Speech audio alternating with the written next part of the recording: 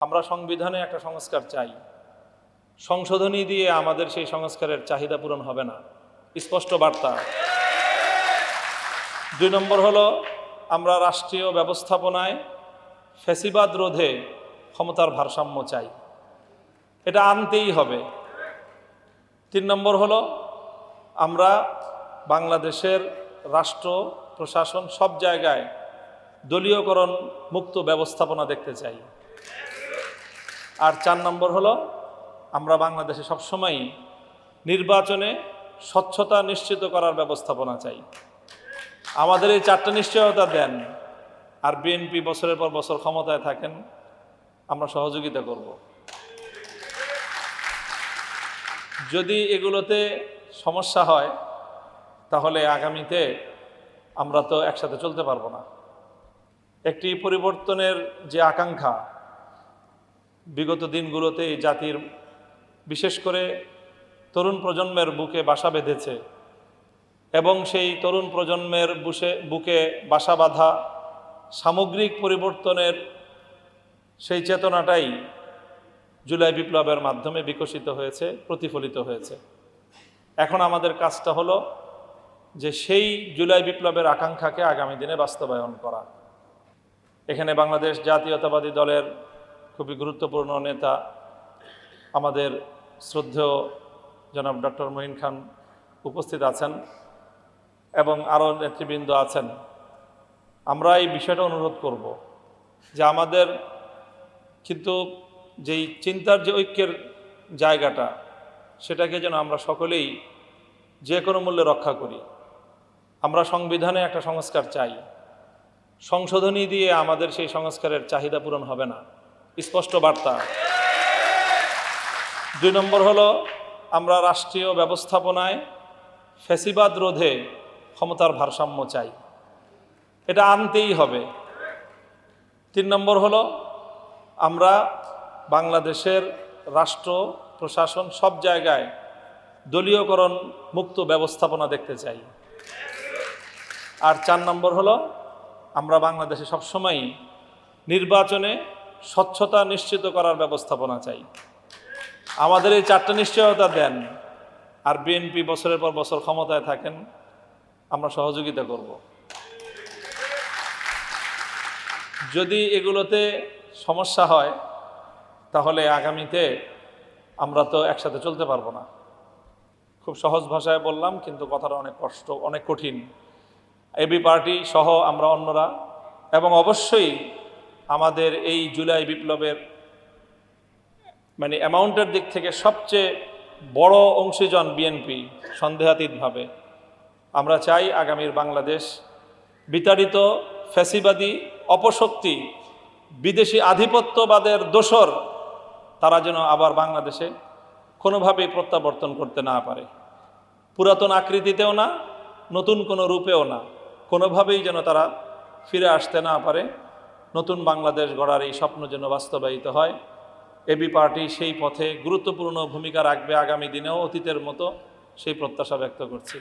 আসসালামু আলাইকুম ওয়া রাহমাতুল্লাহ। আমার বাংলাদেশ পার্টি এবি পার্টির 6ষ্ঠ প্রতিষ্ঠা বার্ষিকী উপলক্ষে আয়োজিত অনুষ্ঠানের সম্মানিত সভাপতি আমার প্রিয় মঞ্জু ভাই, এবং এখানে উপস্থিত অতিথি হিসেবে আছেন আমার অত্যন্ত প্রিয় শ্রদ্ধাভাজন ডক্টর মঈন খান, এবং আরও অনেক রাজনৈতিক নেতৃবৃন্দ এখানে উপস্থিত আছেন।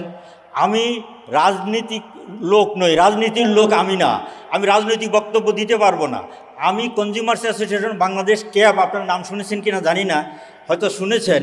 ক্যাবের পক্ষ থেকে ভোক্তাদের পক্ষে কথা বলি, ভোক্তাদের জন্য কথা বলি। ভোক্তারা কষ্টে থাকলে, দুঃখে থাকলে আমরা কষ্টে কথা বলি। এখানে আমার সুযোগ হয়েছে, অনেক রাজনীতিবিদরা এখানে উপস্থিত আছেন।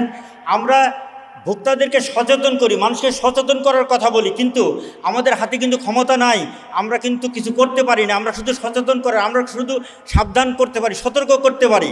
আমি এই রাজনীতিবিদ যারা এখানে উপস্থিত আছেন তাদের প্রতি আমি আবেদন জানাচ্ছি, আপনারা একটু ভোক্তাদের দুঃখ কষ্ট নিয়ে কথা বলবেন। বিশেষ করে আমার একজন এমপি সাহেব আছেন, যিনি অসম্ভব সুন্দর কথা বলেন, জনাব আশরাফুদ্দিন নিজান ভাই, সংসদে দয়া করে কষ্ট করে হলেও একটু ভোক্তাদের কষ্ট দুঃখ নিয়ে একটু কথা বলবেন। আরেকটা জিনিস হলো, অনেক নিত্য প্রয়োজনীয় পণ্যের ব্যাপারে কয়েকটা 5-6টা কোম্পানির কাছে সারা বাংলাদেশের 18 কোটি মানুষ জিম্মি। এই সিন্ডিকেট ভাঙা যাচ্ছে না। আপনারা দয়া করে এই কাজটি করার চেষ্টা করবেন, কারণ প্রতিটি পণ্যের মূল্য বাড়ানোর ব্যাপারে নির্দিষ্ট সরকারি নিয়ম আছে। ইতিমধ্যে দেখা গেছে কোনো নিয়ম কানুনের তোয়াক্কা তারা না করে দাম বাড়িয়ে দিচ্ছে, প্রত্যেকটা জিনিসের দাম বাড়িয়ে দিচ্ছে। আমরা সরকার 11 পয়সা কিলোমিটার প্রতি ভাড়া বাড়িয়েছে, এটা নিয়ে আমাদের কোনো কথা নাই, কিন্তু তার প্রেক্ষিতে কত পার্সেন্ট পরিবহন ভাড়া বাড়িয়ে দিয়েছে সেটা আপনারা একটু খেয়াল করবেন। সুতরাং আমি শেষে এবি পার্টির অগ্রযাত্রা মসৃণ হোক সেই প্রত্যাশা রেখে আমি আমার বক্তব্য শেষ করি। আমার বাংলাদেশ পার্টির ৬ষ্ঠ প্রতিষ্ঠাবার্ষিকীতে আমার বাংলাদেশ পার্টির সর্বস্তরের নেতাকর্মী, শুভাকাঙ্ক্ষী এবং আজকের এই প্রতিষ্ঠাবার্ষিকীতে উপস্থিত বিভিন্ন রাজনৈতিক দলের শীর্ষ নেতৃবৃন্দকে আন্তরিক শুভেচ্ছা এবং অভিনন্দন। সংগ্রামী সাথী ও বন্ধুগণ, আজকে গর্বের সাথেই বলতে হয় 2018 নির্বাচন পরবর্তী বাংলাদেশে যখন বিএনপি, জামাত ইসলামের মতো বড় রাজনৈতিক দলগুলো এক প্রকার ফেসিবাদ হাসিনার জাতাকলে পিষ্ট হয়ে কোণঠাসা হয়ে গিয়েছিল, ঠিক সেই মুহূর্তেই জন্ম নিয়েছিল এবি পার্টি এবং গণ অধিকার পরিষদ নামক দুটি রাজনৈতিক দল। এটি অনায়াসেই আজকে দেশের মানুষ স্বীকার করেন 18 নির্বাচন পরবর্তী সময়ে এবি পার্টি এবং গণ অধিকার পরিষদ নামক যে দুইটি রাজনৈতিক দল রয়েছে তারা ফেসিবাদ, এই শেখ হাসিনার ফেসিবাদী আমলে তার রক্তচক্ষুকে উপেক্ষা করে রাজপথে আন্দোলন সংগ্রাম করে গিয়েছেন। বিএনপি, জামাত ইসলামের শীর্ষ নেতৃবৃন্দ তারা বলেছেন এই এবি পার্টি এবং আমাদের গণ অধিকার পরিষদের যে পার্টি আছে, পার্টি অফিস, আমরা খুবই কাছাকাছি। 28শে অক্টোবর যখন বিএনপির উপর শেখ হাসিনা তার পুলিশ লেলিয়ে দেয়, এর পরবর্তী সময়ে এবং 24-এর নির্বাচন পরবর্তী সময়েও আমরা স্পষ্টভাবে বলতে পারি গণ অধিকার পরিষদ এবং এবি পার্টি আমরা এই বিজয়নগর পানির ট্যাঙ্কি এই এলাকায় পুরোদমে রাজনৈতিক আন্দোলন সংগ্রাম করে গিয়েছি। আমি আজকের এই প্রতিষ্ঠাবার্ষিকীতে এবি পার্টির প্রত্যেকটি নেতাকর্মীর তার যে আন্দোলন, সংগ্রাম, ত্যাগ, সেটি শ্রদ্ধাভরে স্মরণ করছি এবং আগামী দিনে এবি পার্টি তার স্বাতন্ত্রতা বজায় রেখে এদেশের মানুষের হয়ে কাজ করবে সেই কামনা করছি। ধন্যবাদ সবাইকে।